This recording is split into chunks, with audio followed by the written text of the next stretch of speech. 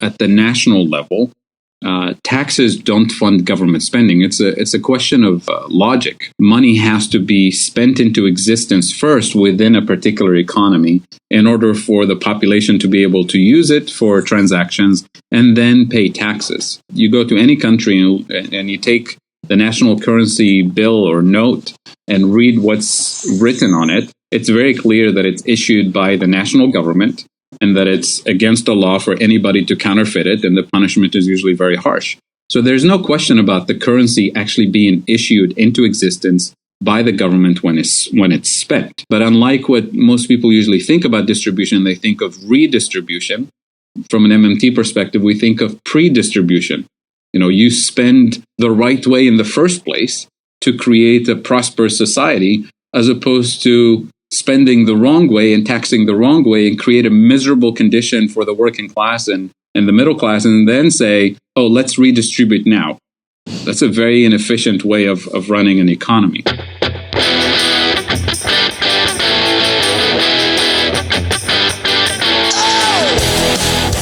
This is the MMT Podcast with Patricia and Christian Riley. Hi, I'm Christian Riley, and welcome to episode 12 of the Modern Monetary Theory podcast. You just heard our guest this week, economics professor Fadhel Kaboub, clearly stating a point of logic that should serve as a jumping-off point for any national debate about the affordability of projects like the NHS or public education, or a Green New Deal or Medicare for All in the USA. And that point of logic is this, that for currency-issuing governments like the UK, the US, Canada and Australia, taxes don't fund government spending. In our modern money systems, dollars or pounds or yen are spent into the economy by the government first, and taxation comes after. You can listen to our first 3 episodes for more about this. In this episode, we talk about how MMT relates to developing countries, and where hyperinflation is coming from in Venezuela. Spoiler alert, it's not that they printed too much money. We also talk about the meaning and importance of monetary sovereignty and how that has a bearing on, for instance, the Scottish independence struggle. We love it when you get in touch with feedback and questions. Sorry if we don't get time to get back to everyone, but we'll always do our best to at least put you in touch with further resources if we can't address you right away. You can find us on Twitter at MMT Podcast, and there are other ways to get in touch with me and Patricia listed at the end of the show. When you start to grasp MMT, you realize how important and urgent it is to spread the insights of it. So thanks as ever for your support, your open-mindedness, and the time you put into understanding MMT. Let's dive in. Fadhel Kaboub, great friend of the show. Welcome to the podcast. Thanks for having me on the show again. Absolute pleasure. We've been watching your work recently, and some great interviews on the political vigilante with Graham Elwood and Scott and Max, and also and the Money on the Left podcast. Mm-hmm. And we would in it you break monetary sovereignty down, which monetary sovereignty, it's a very big thing in MMT, and some bad critics of MMT have said that that monetary sovereignty is a spectrum, and apparently MMT didn't know that before. It's completely new. But you've pretty much nailed that down pretty well. You sort of break monetary sovereignty down into having 4 components. If I read you right, do you think you could walk us through that? Yeah. So when we talk about monetary sovereignty, I mean, the average person in the public, when they hear sovereignty, they think, you have a country with borders and flags and an army and a football team and all kinds of things.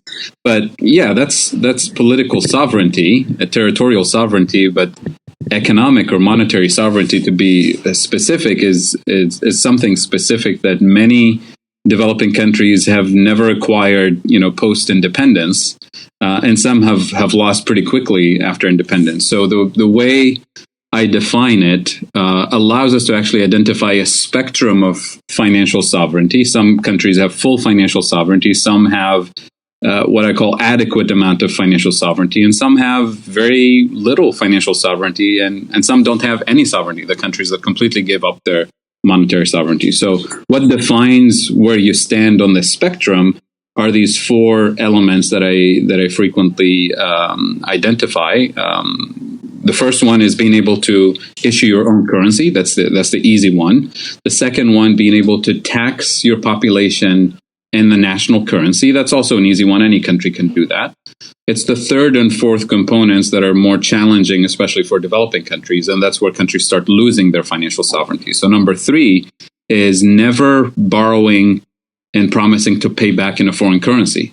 And in other words, never issuing bonds or issuing debt denominated in foreign currencies.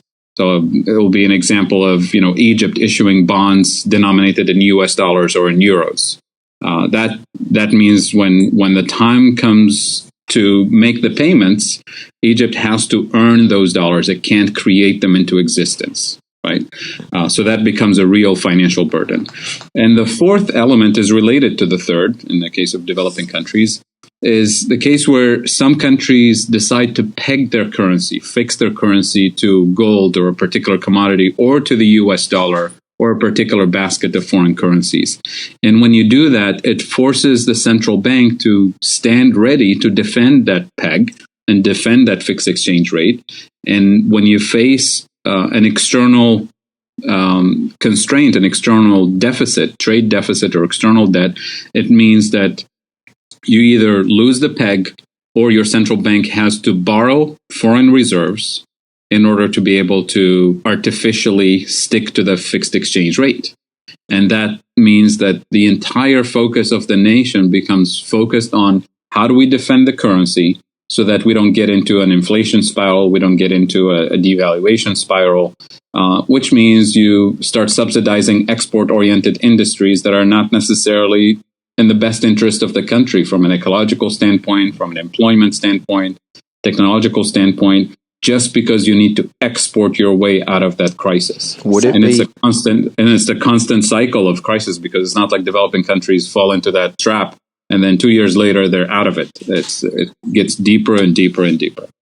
Would it be a good point to jump off and just talk about Venezuela for a second? As I understand it, they don't have what you would call food sovereignty, and that's why they have to. They're over a barrel, if you pardon my They have little other than energy sovereignty. Yeah, I mean, that's exactly. So even with all that when power, I talk about developing countries who end up in this trap, it's really the three basic deficiencies that most developing countries suffer from are the lack of food sovereignty. They import a lot of food. They're dependent on food imports. Number 2, it's energy sovereignty. They import a lot of fossil fuels to keep their economy going.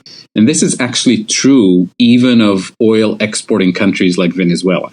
And I'll explain on this, because a lot of people say, they have a lot of oil, so it's not really an oil sovereignty issue. But it is, because they're not actually, you can't really consume crude oil in Venezuela. You have to refine it. And they don't have that capacity.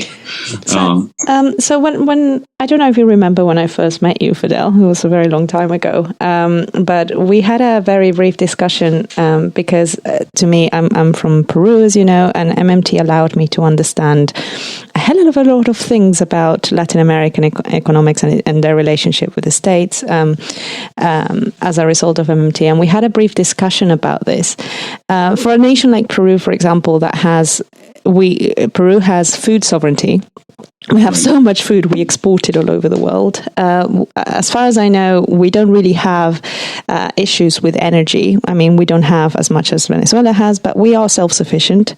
But at the same time, Peru has been the slowest country, for example, to something that we call de-dollarize the economy. Right. And I've never quite understood what that meant and what the government could do to, what steps they can do to get rid of that. So that's related to the third deficiency. So the first one is food deficiency, energy deficiency. The third one is industrial technological deficiency. So the energy deficiency is related to it in the case of Venezuela, because you do have a surplus of crude oil that you can export, but domestically, you don't consume crude oil. You consume gasoline and kerosene and petrochemicals that go into the industrial processes, and those need to be refined. And most developing countries don't have access to the technology. They don't have the capacity to do it domestically. So they end up exporting crude oil and importing the refined products. And when you start looking at the balance of these transactions, you're exporting low value added content, the crude oil, and you're importing high value added content, the petrochemicals and refined products. So this is true in the oil industry. This is true in every other industrial process you can think of.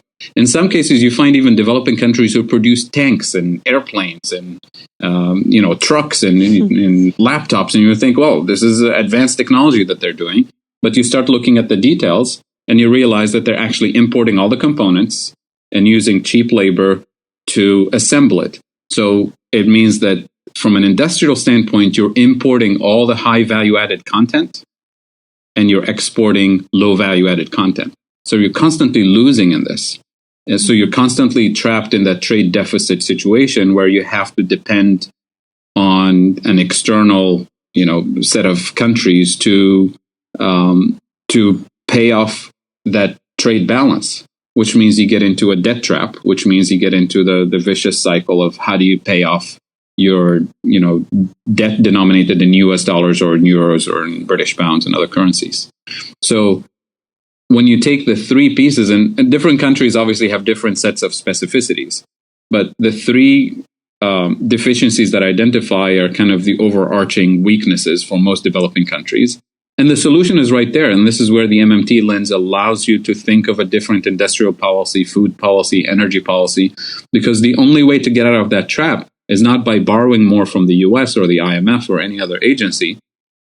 And as Warren Mosler always says, the first thing you do is you stop digging, right? Because you're in a deep hole. So MMT allows you to think of a different way to get out of that hole.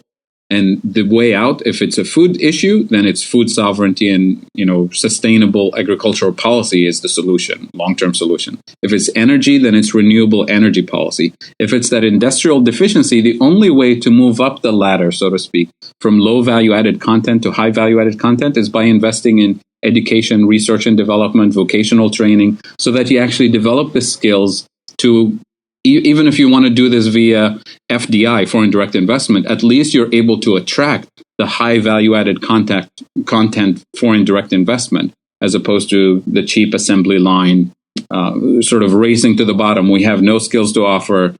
Come here. We deregulate environmental rules. We deregulate labor laws. Just to create the few hundred jobs that foreign companies come in. Now, this is important because when you realize that most foreign direct investment actually goes from rich countries to rich countries, you realize that the race to the bottom is the wrong way to go. If you're really going after FDI as the way to grow out of poverty, look at what Canada does. Look at what Australia does. Look at what the United States does. Why would any company relocate, say, from the US to Canada? It's not cheaper and it's not less regulations. If anything, it's more, and the tax rates are higher. But they do relocate because they're looking for the engineers that are qualified and the infrastructure and communication and this. Exactly. So this is really what MMT allows us here, is to get us to change the narrative about what are the solutions for economic development. What are the solutions for tackling poverty? It's not a race to the bottom, and it's not focusing on exports, because exports are a trap also.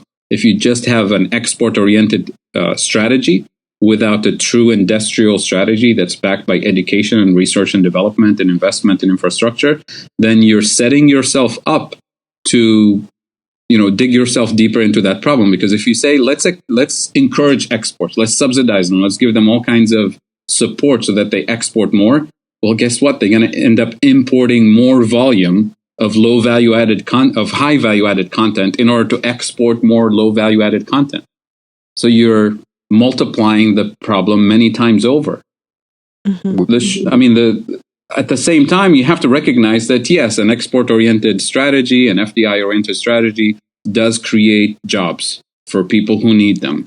And that's really the short term, band-aid solution is always so attractive when you have so much unemployment and social problems and economic problems, but we need to be able to change the narrative to a long-term vision that says, we can have at least a gradual, long-term plan that gets us out of this trap. Yeah, I mean, what MMT would say about creating jobs is we don't have to look overseas for the currency that we need to create the jobs to fill the demand gap, right? You know? And this is where the job guarantee, even in the case of developing countries, becomes a platform for this long-term vision. Because then you say, we're going to create jobs and target those jobs in areas that help us plug the holes, plug the problems that we've identified with this MMT lens. So if it's, energy imports, then the job guarantee would tailor job creation towards that area. And if the skills are not there, you do on-the-job training, you do vocational training to build up the skills over time so that you can produce renewable energy domestically, so that you can produce more agricultural output sustainably domestically. And the industrial strategy, that's why we call it industrial planning. It doesn't happen overnight. It's a long-term strategy, and it requires investment. And if you're, skilled diplomatically as a developing country with your foreign partners and former colonizers, and if they're honest about we're your friends and we want to help you, well, the help should be serious, not in the form of aid and not in the form of exploitation of cheap labor and no environmental regulations. The help should be in the form of, well, let's move us up the industrial scale over time if you really want to help. We were talking, and that's where you can use MMT to expose the hypocrisy of all of these free trade agreements and partnerships, and we're brothers and sisters, and all of that nonsense that you hear all the time. Makes me so angry it made me so angry to understand MMT within the context of those treaties. Yeah. MMT can do that, yeah. Yeah, there's a lot of passion. It happens often, I hear. Yeah. We were talking offline about the getting a country hooked on your currency. If you're the colonizer, it's another way of colonizing a country without sending an army. It's a better, cheaper, more effective way of colonizing a country. That's what they're doing. Politically inconspicuous at times. And they call it aid. Yeah, right. I mean, this is the thing. This is the myth that a lot of people don't realize. When you take the whole world and divide it into two groups, the rich countries and the poor countries today, and look at all the financial flows going back and forth between those two groups, most people would think that the net effect is that, rich countries send money to poor countries, right? Through aid and trade and foreign direct investment and, all kinds of support for developing countries. Well, it turns out the net flow is actually in the opposite direction at the tune of $600 billion a year. Not just this year or the year before, for several decades, at least 2 or 3 decades, the last time I checked.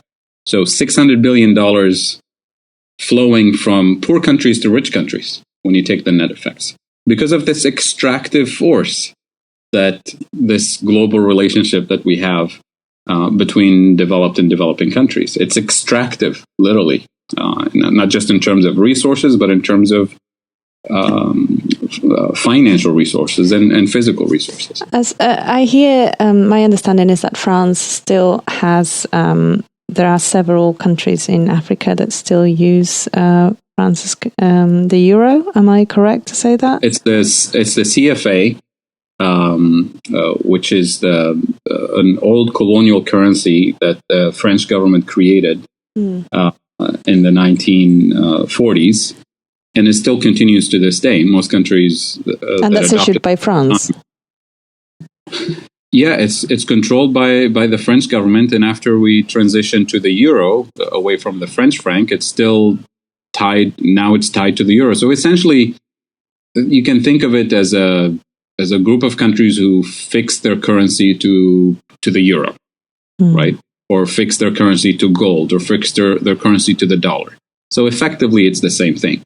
So it's not like the CFA countries are any worse off than countries that willingly decide we're going to peg our currency to the dollar, peg our currency to gold. It's the same kind of relationship, except in this case, there's heavier influence in managing those economies and managing those central banks and training the central bankers to fully believe into this as if it's the only way to run a central bank. So it's a it's a very effective way of keeping those economies under French control. So, despite what the French president frequently says, that if they want to leave, they can leave tomorrow. I have no control over these countries. In a speech last year, I think, or the year before, right. in Africa, he said, France doesn't have an African policy. The days of colonialism.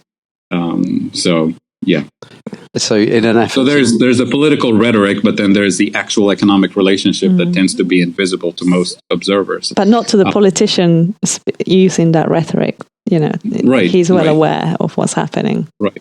Sure. And within developing countries, there's an awareness of the dependency relationship, and within the CFA countries, there's a growing movement of intellectuals and young people who are aware of this relationship. But probably small groups. There's very small groups, but they're active and vocal and educating the rest of the public. This is very difficult to undo colonialism. Very difficult to undo these kinds of relationships. But it starts with raising awareness and standing for not just raising awareness that it's a bad thing, but developing an alternative and saying we have a better way of organizing our society, our financial system independently and effectively to serve the public purpose. So just in an effort to decolonize our minds of this idea of the way money works, we had a question a couple of weeks ago, and it went something like this. Max asked us, how do you, because when we first started talking about this, you said the first 2 points were you get to issue your own currency to be monetarily sovereign, and you get to tax in that currency for monetary, and they're relatively easy. Our listener Max said, how do you construct a populist explanation that talks about the role of tax in MMT? Now, take your time. I've thrown you into the deep end there, but I just wondered what your response to that was. So when you say a populist strategy, what does he have in mind? I think the fear is that if you tell people that taxes don't fund government spending, then people kind of feel like, then why the hell am I paying them for? And it's a question actually that I mentioned to Christian earlier that I've had a few people ask me in the past and to whom I didn't really have an answer. I was wondering what your thoughts were on that. Right. So from an MMT perspective, at the national level, taxes don't fund government spending. It's a question of, it's an issue of logic, right? Money has to be spent into existence first within a particular economy in order for the population to be able to use it for transactions and then pay taxes. So if we all agree that you go to any country and you take the national currency bill or note and read what's written on it, it's very clear that it's issued by the national government and that it's against the law for anybody to counterfeit it, and the punishment is usually very harsh. So there's no question about the currency actually being issued into existence by the government when it's spent. So then why would the government collect taxes if it's not for the purpose of funding its activities? Well, it turns out that if you spend too much money into the system without taxing any of it back, you're creating inflation. You're creating a situation where you have too much money chasing too few goods, and there's no value for that currency, because why would anybody be willing to accept it in payments if they know that there's no requirement to use it for taxes or fees or anything? So it turns out that taxation represents the coercive authority of the state to force the population to pay fees and fines and taxes to the government in order to give that currency value and in order to enforce its general acceptability within the public. But it's never for the purpose of funding any particular activity. Now, this then upsets a lot of people. Say, why have I been paying so much in taxes, way beyond what I think is reasonable, if it's not for paying for the schools and funding education and infrastructure and all of this. And this is a real frustration, because the average person, lower income individuals, middle class people are paying way too much. So if we come from an MMT perspective, what it takes in order to anchor the value of the currency is not taxation of the working class and the middle class, and forbidding them from making it to a decent quality of life and a comfortable way of living. So there's a question of distribution, but unlike what most people usually think about distribution, they think of redistribution. From an MMT perspective, we think of pre-distribution. You spend the right way in the first place to create a prosperous society, as opposed to spending the wrong way and taxing the wrong way and create a miserable condition for the working class and the middle class, and then say, oh, let's redistribute now. That's a very inefficient way of running an economy. So from an MMT perspective, the tax burden should not go on the poor and the working class and the middle class. The tax burden should be focused on the wealthiest individuals, obscene amounts of wealth. Again, not because we need their money to fund education, but because it serves a public purpose, and that's a more equitable, just society, right? Taxing gambling, taxing pollution, taxing all kinds of things that we as a society believe should not exist or should not be allowed to dominate. So for behavioral purposes. So if we believe that speeding too much on the highway is a dangerous thing for society, and we should impose fines on individuals who do it, not because we need those fines to fund the police force, right? But because we believe that it's not safe for people to drive 200 miles an hour on the highway. Yeah, because obviously what happens if everybody, the people's behavior gets influenced by the tax and eventually everybody stops speeding? Where's the revenue, quote unquote, revenue going to come from? Right, exactly. So it's not going to work. There is a belief out there that the government is only taxing alcohol and cigarettes because they want the money from it, not because it's a behavioral thing. Right, and that's a dangerous belief, because then you get into a situation where government officials are trying to figure out ways to encourage more alcohol consumption and more gambling in order to fund the schools. And they do this all the time. They set up casinos. Drink your children's breaks. clever. Right. They give casinos tax breaks in the middle of a major city, and they say, well, because we need the revenues to fund the schools and the police department and the fire. There comes a point, though. There comes a point. Imagine we have managed to put the job guarantee in the system, and we have a government that spends according to the need to provide employment, and we have full employment. But it's a right-wing government, and this right-wing government doesn't like particularly putting the government in charge of too many things. So even though there is full employment, there is a relatively smallish government. If a left-wing government who believes in a much larger government comes in and has a program in a society where there is already full employment, there will be a requirement to tax. So in that scenario, I obviously don't want to say taxes fund the new public services, but can we say, I mean, what's really happening there is the taxation is creating fiscal space for the government to spend into. Is that the best way of saying it? So one thing that a lot of people get confused about taxation is taxation at the national level versus at the local city and municipality level.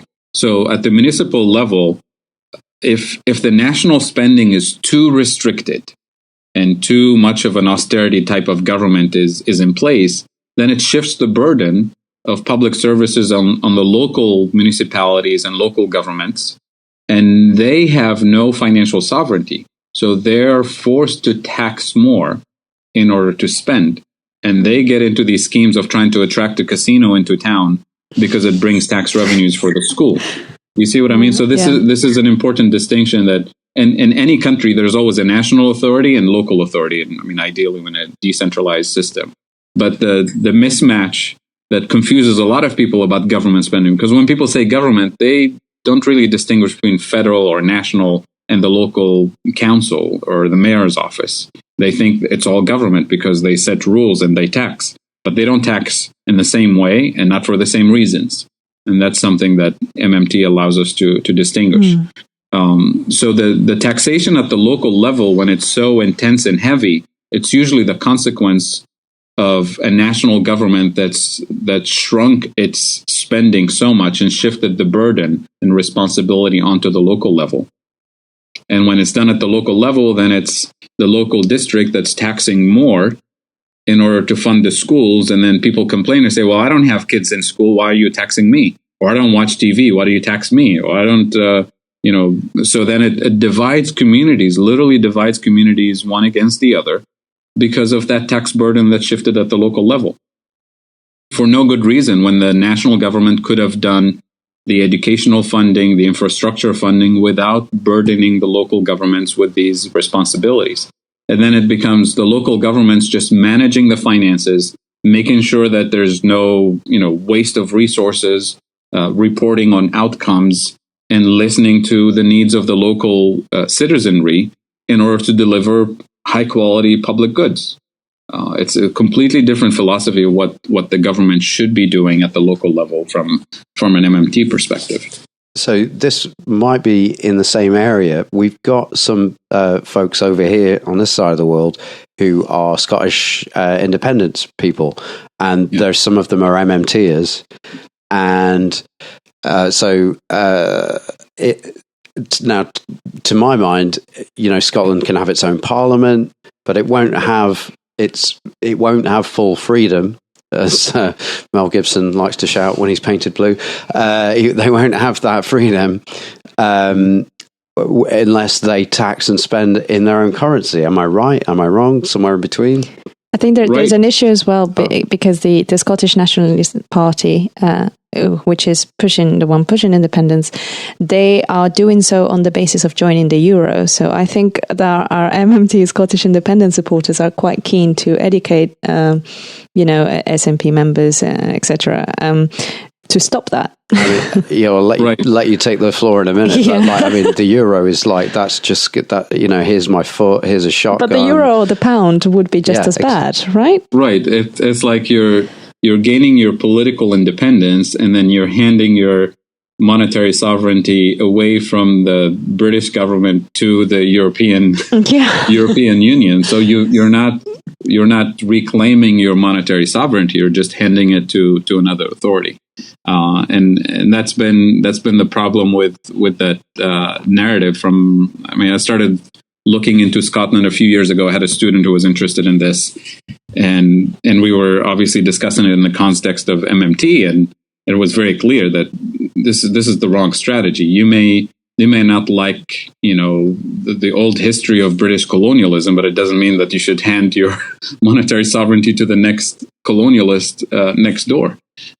So a full monetary sovereignty is absolutely necessary for political sovereignty, for monetary sovereignty, because you're going to have a situation where the European Union is going to set its monetary policy based on its interests, and it's not going to allow Scotland to run its public policy and its own fiscal spending independently. And when it comes to times for financial crisis, it's going to be stuck in a situation like Greece or Ireland or any of the other countries that had to go through severe austerity measures to muddle through the crisis. Yeah, Warren Mosler says it's a Ponzi scheme. If you're a member state, you're in Ponzi from day one, and it works quite well on the way up, but on the way down, it falls really hard. Right. So, if you were talking to Scottish nationalists, Scottish independence people, what would you advise them? Right, what's important for them to know? What should they be advocating for? I'll say what I always say about sovereignty: having a flag and political sovereignty over a territory, and a national anthem, and all kinds of things is great. But if you don't have full control over your monetary and fiscal policy, without pegging your currency to a foreign currency, then you've given up half of your sovereignty, and possibly even more over time, because you'll be, controlled from abroad, and it doesn't feel as challenging when things are going great, especially if you're an export-oriented country and if the rest of the European Union is doing well. But in times of severe financial crisis, economic crisis, you'll end up in big trouble. And we should just clear up, because if you've ever been to Scotland, you will get Scottish £5 notes and Scottish £10 notes. And just to clear up, that doesn't mean that's come from a special type of Scottish spending and taxing. It's just a design on the bit of paper, right? If you go back to any colonial African country, you look at the currency that they used. They used currency printed locally, but with the local central bank even, but it's controlled by the colonial authority. Yeah, I had a row with somebody once who was saying, I want to get rid of these Greek euros because they're going to go, seriously, they're going to go worthless. And, and there's all this talk about them. So, and it's just pay them into the bank if you think the bit of paper, and then it went into this row about, well, why do they, because on the serial number of the euro, there's a different code at the front of each type of euro. So some of them are made in Greece and some of them are made in Italy and some of them are, and so the idea is, that proves that there's different types of euro. And I was going, well, if you look out there, there's no exchange rate between Greek euros and right. Italian euros. I mean, if what you're saying is true, then you would see them going up and down in value, but there's just one euro. That's interesting, because my understanding, it's a paranoia. My understanding was that the Greek central bank could not issue notes. I mean, actual notes. Right? I think it can issue coins, but right. Yes, well, who prints them? I'm sort of hearing a little draft of a comedy skit introducing MMT ideas with this whole Greek euro versus Italian euro. So go for it. Okay, yeah, it's still a pretty dry topic. I've been trying for a while to do an MMT Italian joke. euro is not safe. But so there's that then for our Scottish independence friends who want to use the MMT lens, but that is going to be pretty hard for them to struggle with, isn't it? Because they've got already they've identity-wise they feel very European, and to have to turn around and tell their other Scottish independence friends, look, we've got to not do this euro thing. We've got to, in fact, it's going to be quite hard for them to frame that. You actually used the right word. You said it's a struggle. I mean, that's why they call it a struggle for independence. Yeah. It's not easy, right? Because the colonial kind of institutions are deeply rooted there, and that's why we call them institutions, because they're habits of thoughts and routines of behavior.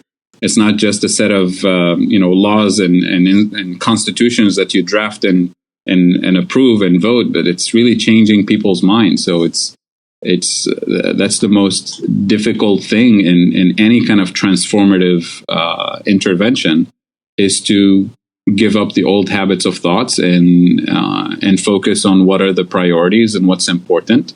And it doesn't mean, if you have your own currency, it doesn't mean you're not European anymore. You're still in Europe.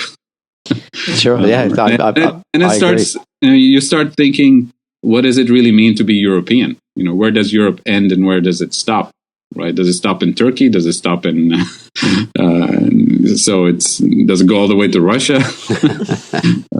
Yeah. I mean, Russia's half in, half out. That's just something I don't quite understand myself. Like you say, they're just lines drawn on a map at the end of the day. And like you say, those habits, those cultural things are they speak louder and they're stronger, and those are the chains that need breaking, I guess. But I tell you what, MMT does make all these political motivations very transparent, and it's an invaluable tool to, especially for people campaigning for independence. But earlier you mentioned about how but going back to the context of my home country, where you have, the lack of sovereignty comes from the technology side. And then I put that within a context where in the last 15 years, Peru hasn't done, under neoliberal standards, hasn't done badly, in the sense that it has had an export economy for the last 15 years. And yet, it was difficult for me to understand why during those 15 years there was little, there was enormous recognition of the importance of education, but nothing done over the last 15 years. And it was difficult for me to reconcile why.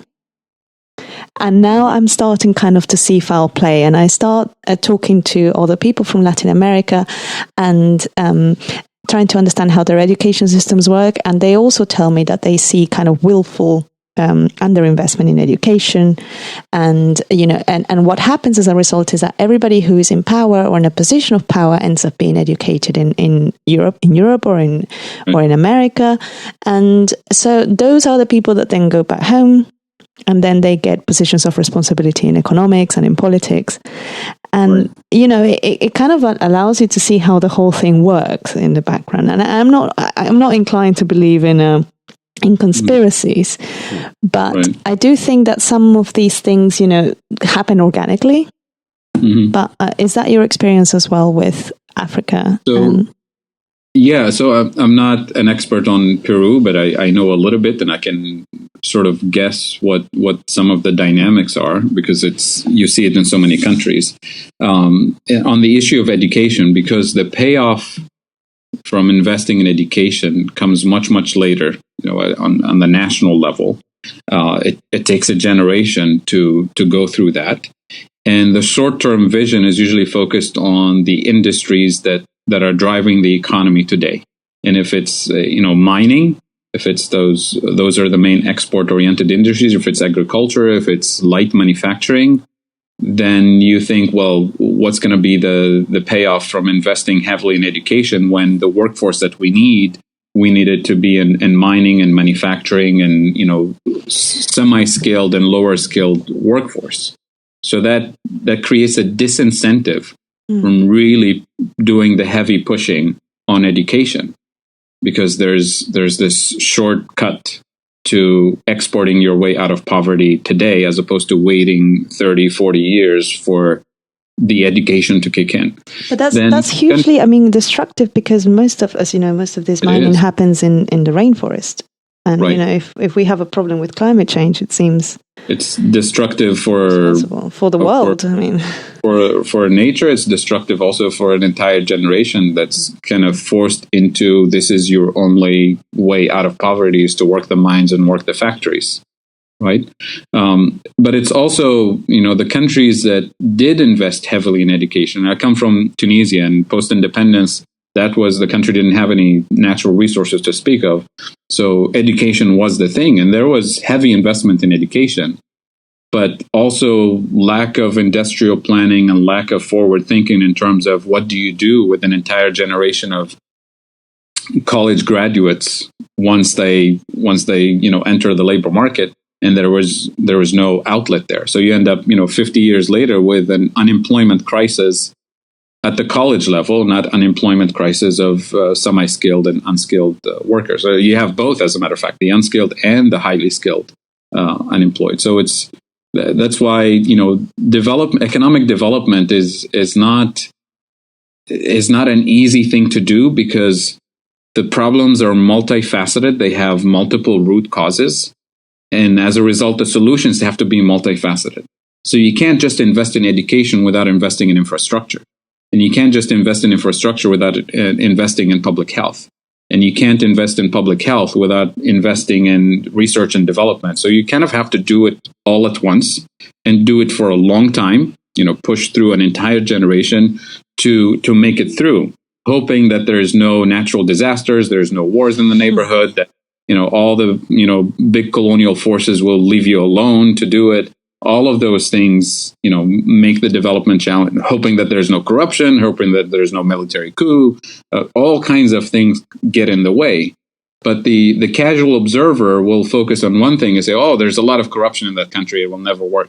Or there's military dictatorship, it will never work. Or corruption in every country. Exactly. So for us, political economists trying to look at this, you have to have a clear vision of what the root causes are, what the multifaceted solutions look like, and recognize all the impediments that actually get in the way. And it's very difficult to find governments on the right or on the left who have that kind of vision and clarity to deliver. Plus, they, even in a democratic system, they get elected for 4 years and then they're worried about, getting, pushed out of power. And the other political party, the opposition will say, oh, look, we give them 4 years and they messed up. They didn't do anything about corruption. They didn't do anything about poverty, because that's the thing. And it's even worse when you have dictatorship in place. Well, dictators have the long-term vision sometimes, but it's not the right vision. And they have the power and control, but they're corrupt. Yeah. So these are the challenges, and you have all the external forces. Mining companies who want to get in. U.S. interest, British interest, for former colonial interest, and that feeds into corruption, and that feeds into all kinds of problems. So the MMT gives us a clarity of what needs to be done, but recognizing all the other challenges. You can take a team of MMT economists and put them in charge of Peru or any other country. It doesn't mean I would love that. It's going to be easy. It's not going to be easy to fix. They need to learn Spanish first. And that's why it takes, a change in thinking and change in narrative. So the role of the media is important. The role of education is important, to get a critical mass of people in the country who recognize these things with clarity, and kind of stop focusing on the little things that are important, but don't really solve the problem in the long run. So you get people who are really, really obsessed about corruption, and corruption is an important impediment, but it's just one piece of the puzzle. So you need to work. So you need to have the clarity of vision about the whole picture, and then you need to zoom in on the particular problems with the bigger vision in mind. You get a lot of people hacking away at various branches of the problem, and whereas you just need to take a big saw to the actual tree trunk. And the bigger vision, it doesn't have to be right wing or left wing. It doesn't have to be Democrats or Republicans. It doesn't have to be, it's kind of a recognition of what is the public purpose, what is national prosperity, what is quality of life for all. And regardless of whether you believe in abortion or not, whether you believe in, this, that, or the other. Or the identity stuff, yeah. Or the identity stuff. Yeah. And those things are important. I'm not saying we shouldn't have debates about the role of religion in society and all of those things. Those are interesting things and important things for a lot of people. But having the bigger vision as a national priority, regardless of who's in power, a right-wing government or a left-wing government, is an important thing to establish. Oh, this is why I'm always trying to figure out ways. I mean, I talked to Patricia about it. We've really got to, because we're on the progressive side of things, and we talked to Bill Mitchell about this last time. We try to be. All right, listen, we could do without the haters coming at us from the MMT side.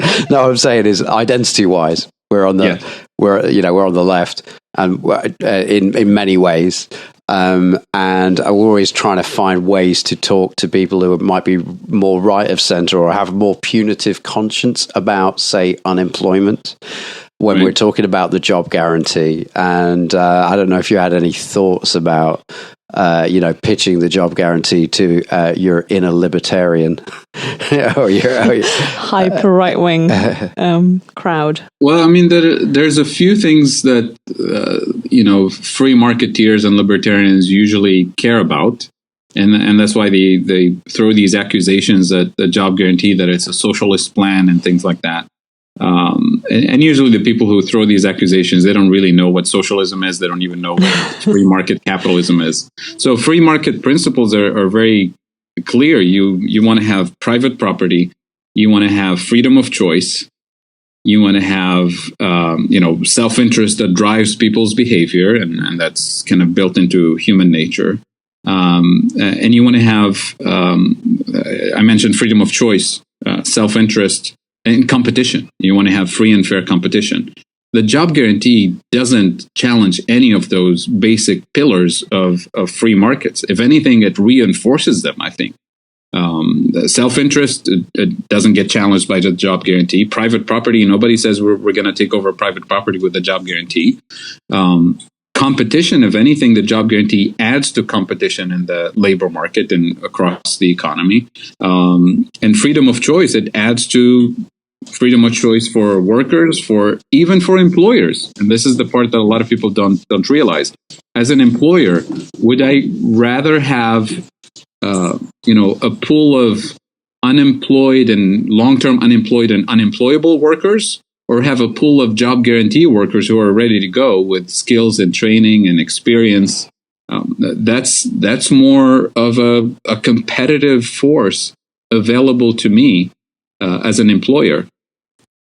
So this idea that it's better to have a pool of unemployed people to enhance competition is nonsense. The other thing is, most people have a basic level of moral standards of what is acceptable. So even if you want to use the threat of unemployment as a punitive measure, you still believe that human beings who actually want to work, who have the skills, who have tried to find employment, deserve to have an opportunity.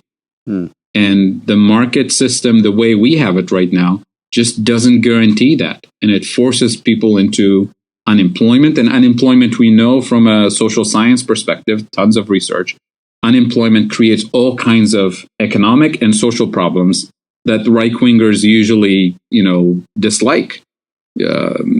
Crime and suicide and domestic violence and all of those things. But then they superimpose the idea of unemployment and all of these social problems with a particular category of individuals. And this is really the dangerous part about this, because when they refer to these unemployable individuals, these are code words for women, minorities, people with disabilities, people with lower levels of education, people who spend time incarcerated and are returning citizens to society and are kind of forced into these categories. And that's where you get all the really nasty references to the unemployed as those people. And that's a dangerous thing in any society to have. And it just doesn't help on the economic front, doesn't help on the social front. And it just reinforces these messages of hate that you have about people who are left behind in the economic system. I was thinking another simple way to talk to libertarians about the job guarantee is to say, actually, the government intervenes to create unemployment. That's what the MMT lens shows us. Right. We put these tokens out there, and to make them worth something, we demand payment in taxes in these special tokens, and now everybody's looking to earn these tokens. And so the job guarantee, so unemployment happens when you don't spend enough of those tokens into the economy. And so the job guarantee is just returning the country to a state of no government intervention. So it's a way, I think it's a way around to talk about it. That requires libertarians and right wingers to understand some level of MMT, I suppose. It's those who don't understand that who still, because I've spoken to a few of them, and the biggest problem with selling the job guarantee to somebody, to a right winger that doesn't understand MMT, I'm saying, is the fact that they see individuals. They think that earning a job is kind of a moral kind of a sign of virtue in an individual, and they have a very individualistic view of people, and because they don't see the government as having a role in the creation of employment, they effectively think people make their own jobs.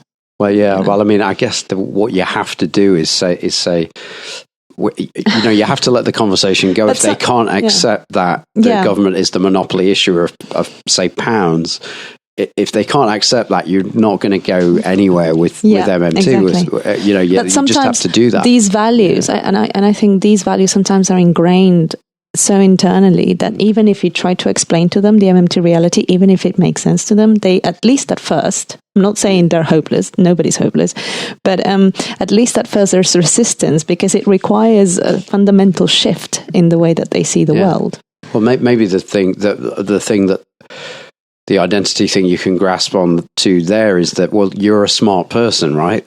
You wouldn't want to be. You wouldn't want to, you wouldn't want to be wrong about this. How do you think money comes into being and goes out of being? Barter. I mean, there's also, from a libertarian free market type perspective, there's the idea of self-reliance. I mean, that's where. It's very strong, that. The individuals pulling themselves up with their own bootstraps. And self-reliance is an important sort of starting point. And it's important for us, advocates for the job guarantee to, capture that narrative and turn it around and say, this is going to enhance self-reliance on so many fronts. Because you do want individuals who want to work, they're actively looking for work, they're ready, willing, and able to work, but there's no opportunities in the private sector. Mm-hmm. But there is this opportunity that the public sector is providing, as Warren Mosler says, as transitions jobs, as a way to preserve the skills that you have, build on the skills that you have, and getting a fair wage for your labor and delivering a public good in return.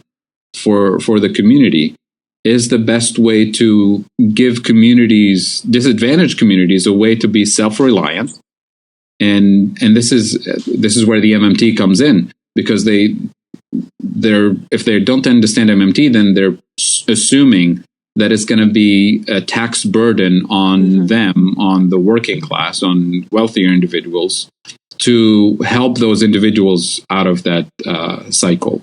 And that's why the MMT lens is still important in any of these conversations, because it removes one of these, ideological burdens from their mind and say, well, if it doesn't really cost me anything, and if it makes quality of life for those individuals, their community, and as a result, the rest of society, quality of life will improve, then why would I oppose it?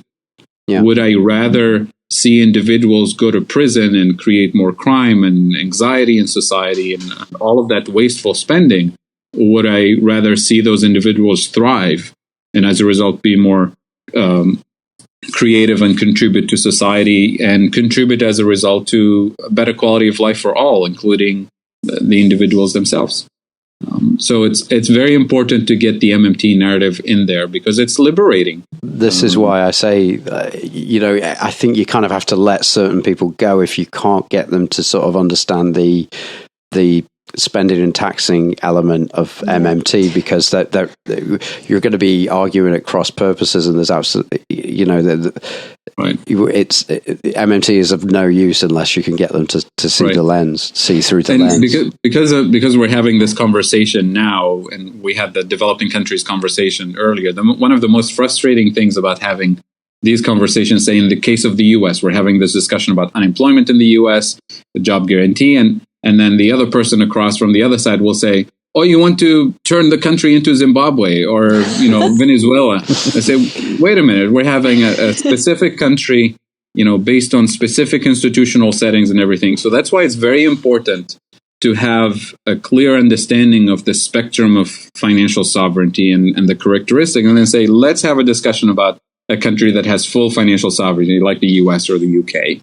And then I'm more than happy to have a specific conversation about Venezuela and tell you about the challenges and why it's not the same situation as in the US or, developing countries. But this is the frustrating thing that we constantly have to deal with, of all these, flyby critics who say, oh, you guys have no understanding because you want to turn the country into a Venezuela. I was like, this. But they're looking for the emotional response, isn't it? They're looking to scare people. But while we're responding emotionally and go, no, look, here's why we're right. Just give me 5 minutes. I'll tell you how governments spend and what taxation's really for and all that. And really, I think I've said it before, and sorry to keep repeating myself, we need to get good at triaging. Like, that person probably doesn't want to adopt the lens, doesn't want to think about it in the way. It's not ready. Well, whatever. But like, meanwhile, while you're trying to talk them around, and they're not really interested in being talked around, or keeping an open mind about what MMT says about spending and taxing on the national level. There are all these other curious people out there who wonder where money comes from and what the deficit is and things that we have answers to. And we're wasting our time with these people who are just generally trolling us. And we could be talking to these curious people. And if we don't talk to these curious people, they might end up, on a Ron Paul blog or something like that. And before you know it, you've got more of these sort of gold standard Austrian people to deal with. And it's like, let's talk to the curious people first and forget about these other people. Especially the ones that are writing fiscal credibility rules for the British Labour Party. I mean, these are going to be the last people to see it. We need a new Twitter handle, MMT Triage. Yeah, exactly. Yeah. ER. Yeah. I need some Warren Mosley clips in here. Stat. Like we could program it like a bot. So if you've got time, just a couple more questions, Fadhel. Sure. Yeah. Thanks, man. So our good friend Jeff Ginter was in touch with us just to say this comes up a lot when he's talking to people about MMT. The issue of the petrodollar and the reserve currency is still very much misunderstood. If you could discuss what they are, that would be really helpful, because what we get in Britain is, MMT is an American thing. They've got the world's reserve currency, so they can do whatever they want. So we get told to sit down because of that. And Americans get told, if we do something the Saudis don't like, then we'll lose the petrodollar. And there's just these nebulous concepts. Well, and Bill Mitchell screaming in the background, I'm right here. Yeah, exactly. So it'd be worth, it's a myth. I mean, I'm not saying that, the dominance of the U.S. dollar in international transactions is not important, but it comes as a result of the dominance of the U.S. economy, the dominance of the U.S. military, U.S. foreign policy. You can't really separate these things. But from a pure monetary perspective, think of Japan. Right? It's not the largest military in the world. It's not the most dominant foreign policy in the world.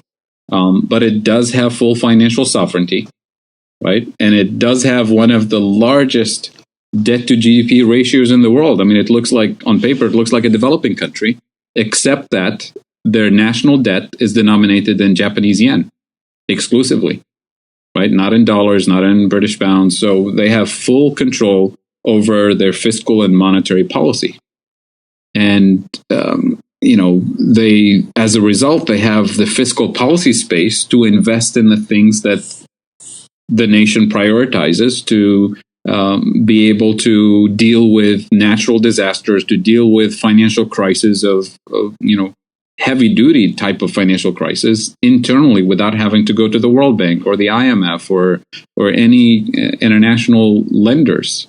And that's what allows the country to invest in education, infrastructure, research and development on a long-term basis without having to beg for help or beg for financing internally.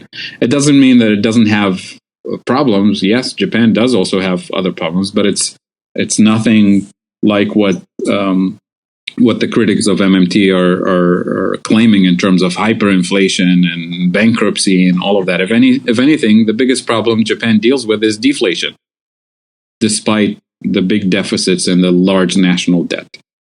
So the idea that you have to be the U.S. with the U.S. dollar in order to have an independent, sovereign monetary policy and fiscal policy and be able to have your own industrial policy, educational policy, and fully fund the national priorities is a myth.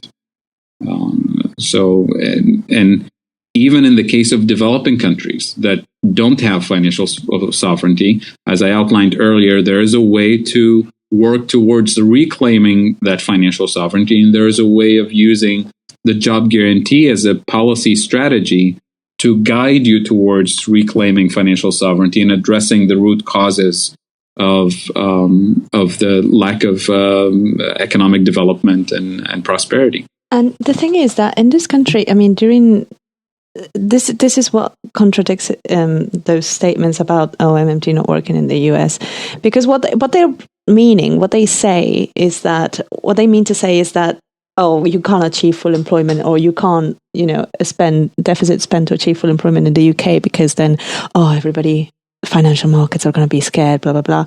But I mean, in this country during the Second World War, we had effectively full employment. We didn't have a job guarantee, but I suppose the army could have been seen as a job guarantee of sorts. Employer of last resort at that point, right? And then after the war, the UK had an enormous amount of debt by neoliberal standards, 250% of GDP or more, and instead of saying, we have to reduce the debt, otherwise financial markets are going to get too scared, they decided to invest. And it led a huge period of prosperity. So to have people now saying, MMT doesn't apply to the UK, it applies exactly to the UK, yeah. Right. I mean, it's really, a narrative problem and a communication problem.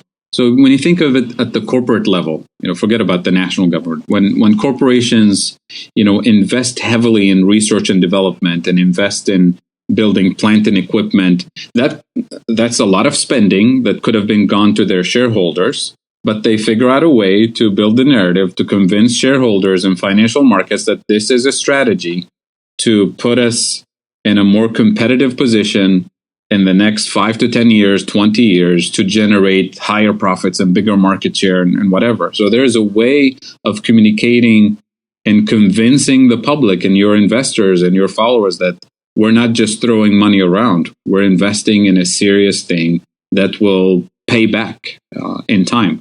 And yet governments have no, way of finding a way to build a narrative that says we're investing in education and research and development and infrastructure and quality of life to have a more prosperous society with stronger purchasing power, with more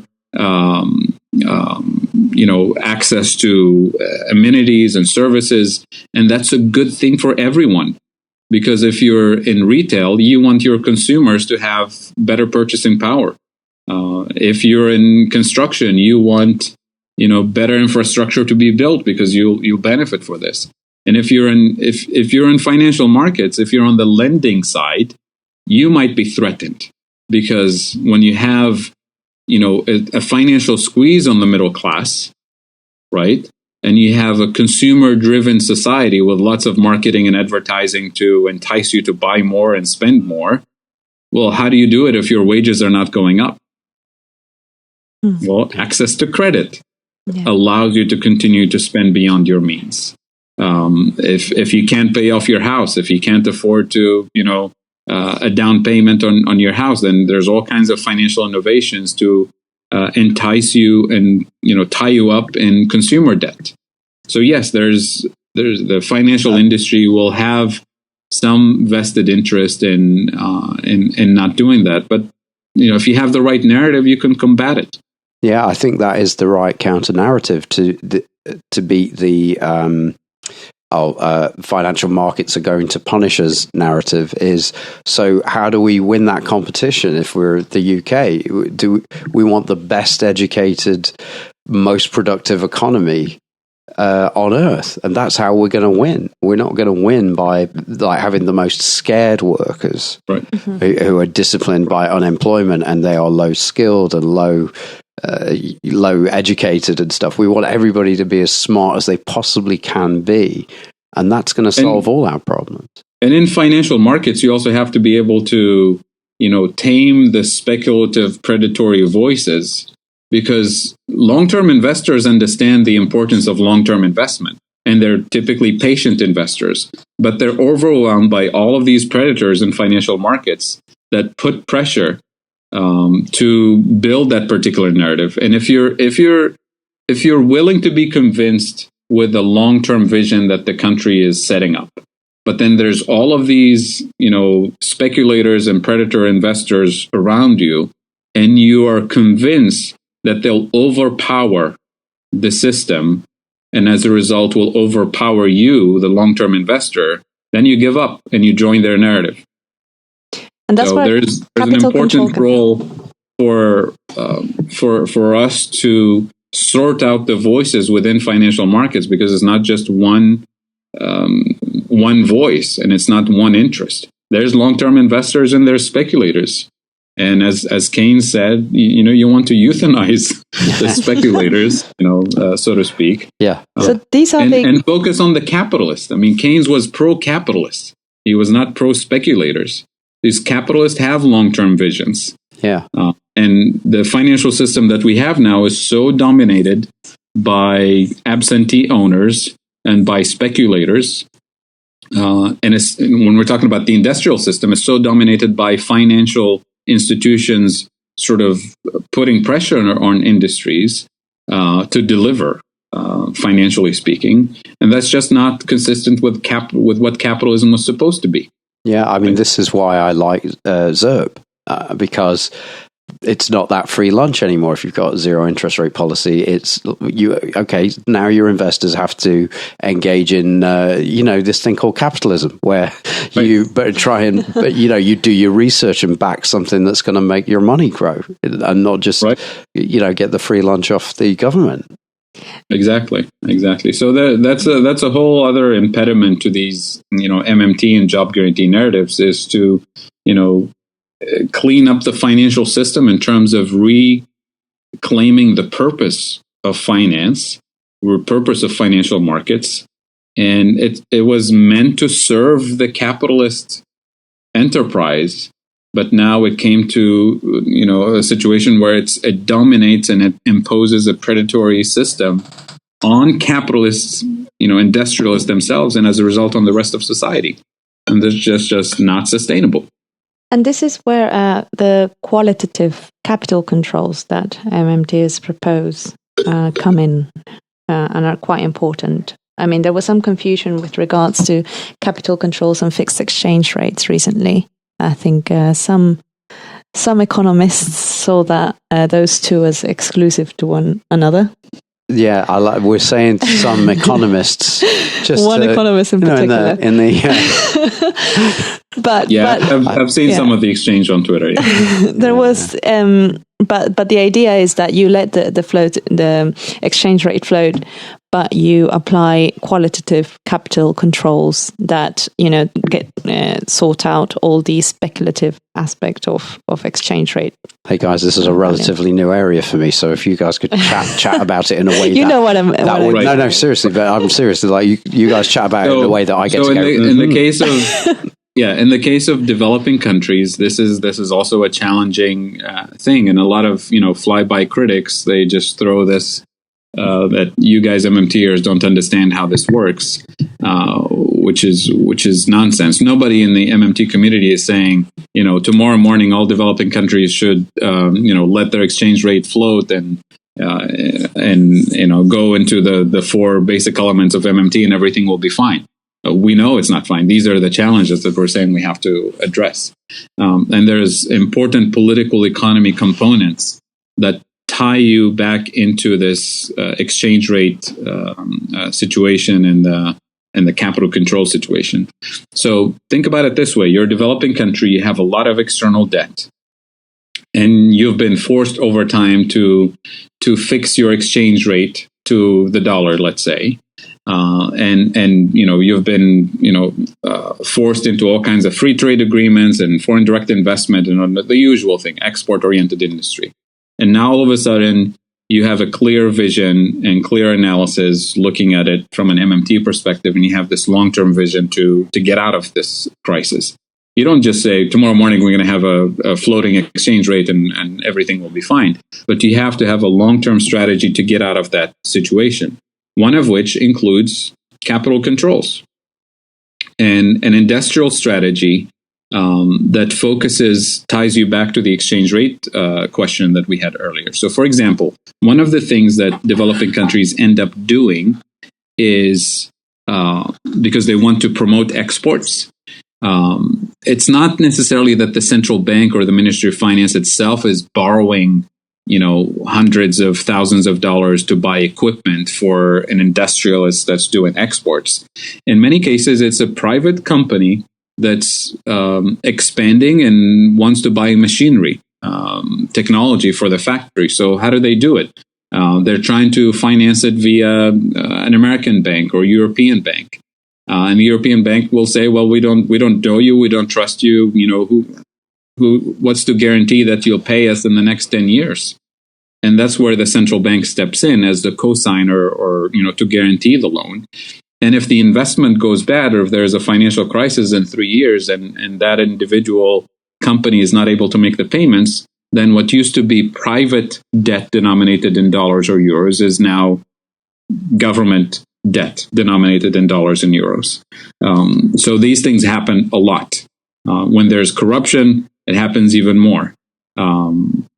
So how do you get yourself out of this crisis? So if you've been so obsessed with export-oriented industries, you'll keep doing the same because there's always more companies to support in this direction. And some of them succeed and a lot of them fail.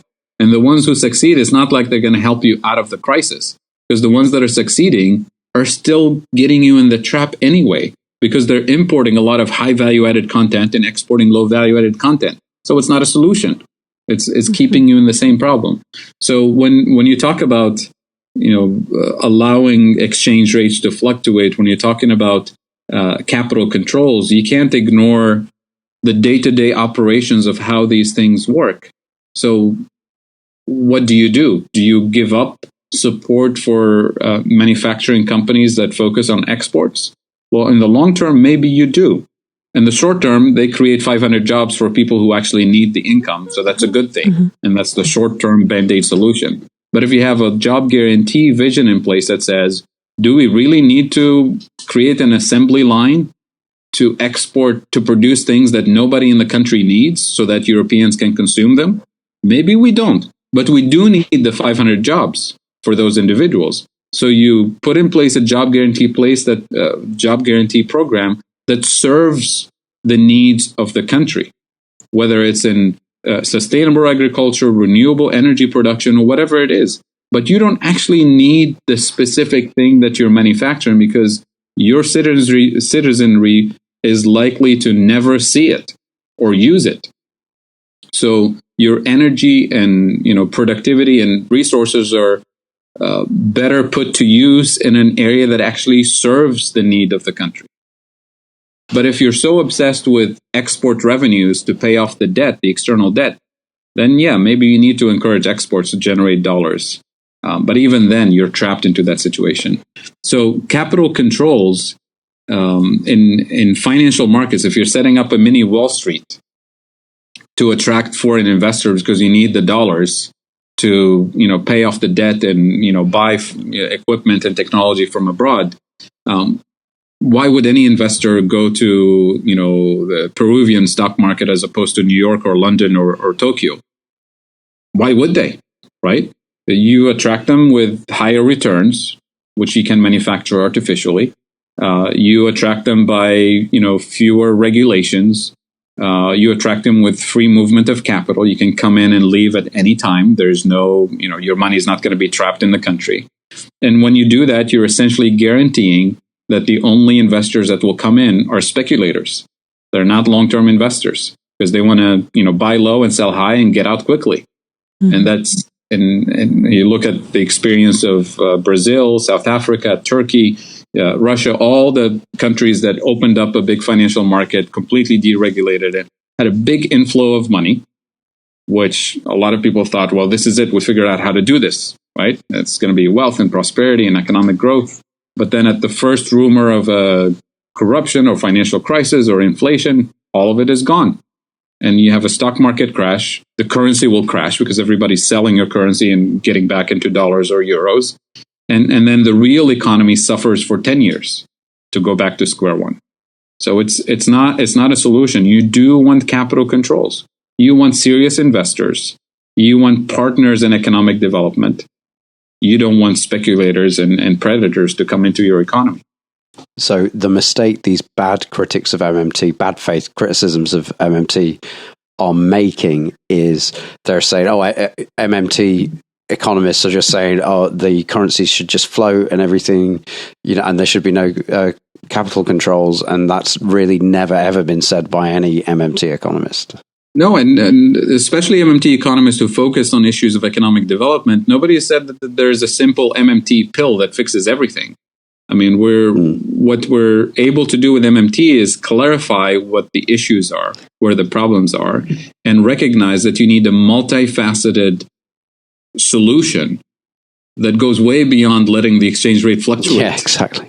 So is there anywhere in the developing world where it's being done right or there's signs of improvement? Bolivia, maybe? Unfortunately, not that I know of. Right. But historically, we do know of examples of countries that, I wouldn't call it an MMT lens, but did have the right kind of development strategy and focused on national sovereignty, national priorities. South Korea would be a good example. Singapore. A lot of European countries, post-war. And so South Korea concentrated on their industrial sector and they were quite protectionist. Am I right about that? Right. I mean, there's nothing wrong with protectionism. Yeah, if it's done for a particular purpose. I mean, the big mistake of protectionism in most developing countries is that, the government is going to protect you so that you can make a lot of money, but don't have to improve technology or competitiveness or anything. And then 30 years later, when all the free trade agreements come into effect, you're essentially not able to compete globally, so you're going to be wiped out. And that destroys a whole industry in the country. In the meantime, you've made a handful of people extremely rich and powerful within that country. That's not what happened in South Korea. I mean, it was, yes, you're protected, but you have to deliver. And it was done under military dictatorship. So you have to deliver in terms of productivity and quality and everything. But that's the idea, is that protection, but you have to, deliver your end of the deal in terms of building an industry that can actually thrive. So that's a good example of going, look, that's how it works. Whereas at the time, if they'd have adopted the Chicago school economists' prescriptions for everything, it would be like, no protection. Just, let venture capitalists come in here, gut your country, and, everything else is like government intervention, and it's not going to work, and it's not freedom. But that's the thing. America did an awful lot of protectionism coming out of colonial rule from Britain. From Britain, yes. And the protest of the British. Yeah, exactly. But today, in 2018, for most developing countries, we're way beyond the idea of protectionism for infant industries. What matters today, and this goes back to the free trade narrative, that competition is good, and that's how countries grow, and that's how we have to recapture that narrative about competition, because it's misleading. It's actually destructive.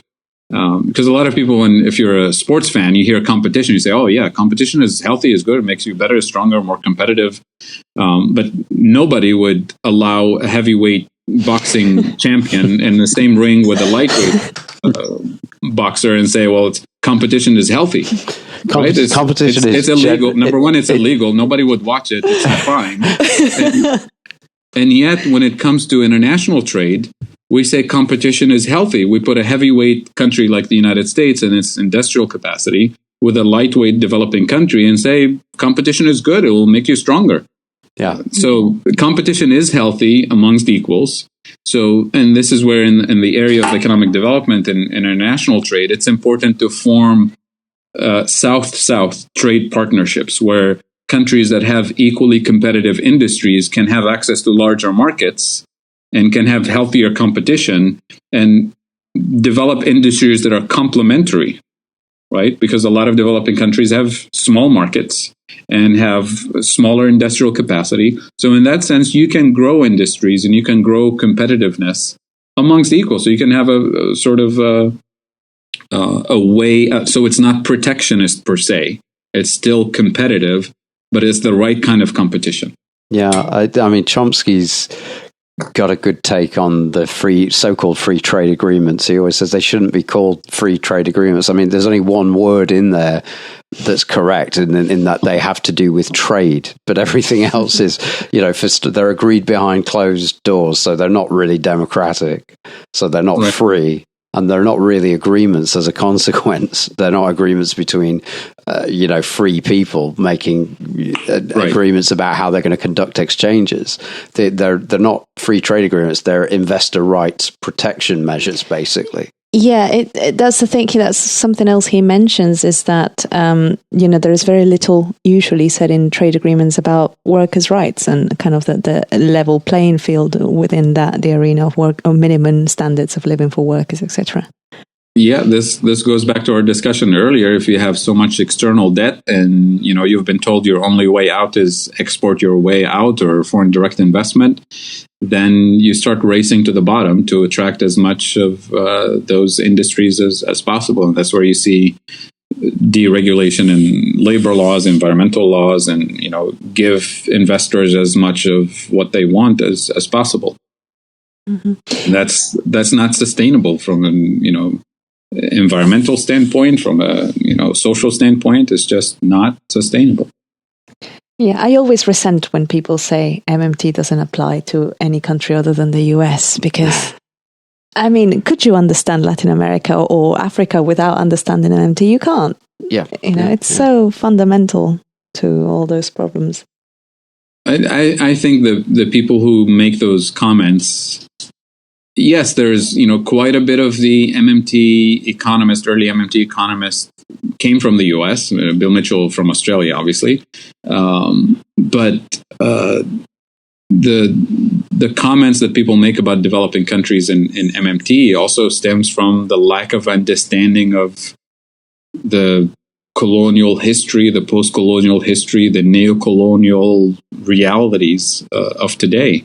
And MMT provides an excellent lens for unpacking that narrative and developing alternative strategies to get out of those situations. So I think the critics need to take a closer look at MMT and take a closer look at economic history and the history of Africa and Latin America and understand, why those countries still struggle today. It's not because people have different religions or different skin colors, or it's much deeper than that. And colonialism is still alive and well without so many troops on the ground, but with just a few financiers. With the power of of monetary influence and with the power of education too. I mean, there's a movement now in developing countries for decolonizing the curriculum because you're producing a generation of bureaucrats and economists and politicians who are, natives, so to speak, but, the way their brain works is very Eurocentric and serves the same purposes. So I'll give you a quick example. If you're if you've been colonized and the interest of the colonizers was to dig the mines, build railroads to the ports, and then ship the mining output to Europe, and that infrastructure is already there. So after independence, you're not going to say, "Oh, that was the colonialist interest. We're not going to do that. We're going to do something else." Typically, you don't. Typically, now it's national mining company and national railroad company and national port company, but they still do the same thing, deliver to the same clients in Europe. So the extractivist industry is deeply rooted in its colonial history. And it's not just that, Now, the entire public transportation system is going to be built on top of that initial infrastructure. The housing infrastructure is going to be built accordingly. Agriculture is going to be built accordingly. And you have an entire colonial system in place. You're not going to throw it in the ocean and start from scratch. You're going to build on top of it. So you continue feeding it. And if you have the financial, global financial system that we described earlier in place, then it's going to continue fueling that extractivist pattern many, many decades beyond that. And the new people that you're educating in economics and politics and economic development and urban development, it's very likely that they're using the same Eurocentric textbooks that either from the colonial era or, European textbooks made for developing countries. I mean, this is true in economics, it's true in any discipline. Mm-hmm. If you look at the Eurocentric history of all disciplines, it's there. There's plenty of research on this. So you end up with, well-meaning nationalists, government leaders, politicians, young people who have a particular mindset about how do we grow out of poverty. And that mindset happens to be the trap itself, right? Well-meaning people. And that's why we were talking about decolonizing the curriculum and unlearning, old ways of doing public policy. And MMT provides a clearer lens for this. So with all due respect to our European friends who are critics of MMT, this is, your mistake is beyond MMT. It's about all the colonial, post-colonial history of the world. Thanks for letting us talk your ears off, mate. Yeah.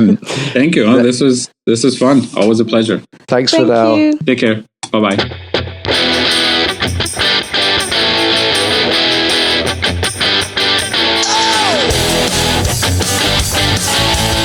That was the MMT Podcast with Patricia Pino and Christian Riley. You can get in touch with us on Twitter at MMT Podcast, or I'm at Christ Riley, spelled ChristReilly. And Patricia is at Patricia N. Pino, spelled PATRICIANPINO. You can also email me at christriley@outlook.com. Thanks for listening, and we hope to hear from you.